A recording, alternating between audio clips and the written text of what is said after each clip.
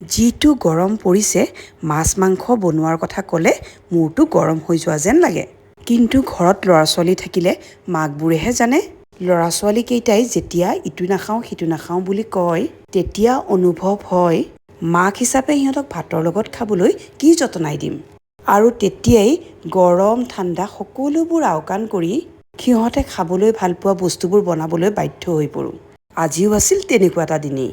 ল'ৰাই সন্ধিয়া খেলৰ প্ৰেক্টিচলৈ যাওঁতেই কৈ থৈ গ'ল যে ৰাতি আজি অকল ভাত আৰু মাংস হ'লেই হ'ব, বেলেগ একো নালাগে।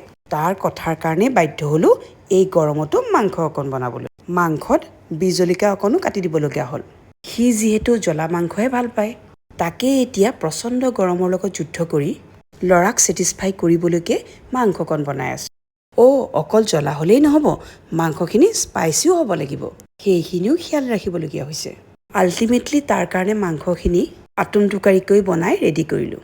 আৰু সি খেলি পেলাই অহাৰ পাছত তাৰ সন্মুখত যেতিয়া ধুনীয়াকৈ ভাতৰ লগত মাংসখিনি ছাৰ্ভ কৰিলোঁ, তাৰ মুখৰ ছেটিছফেকশ্যনৰ হাঁহিটো দেখিয়ে মনটো ভাল লাগি গ'ল। এতিয়া ৱেইট কৰি আছোঁ খোৱাৰ পিছৰ তাৰ ৰিয়েকশ্যনটো চাবলৈ। তাৰ ৰিয়েকশ্যন চাই অত দেৰি লাগি থকা গৰমটো কেনি পলাল গমেই নাপালোঁ।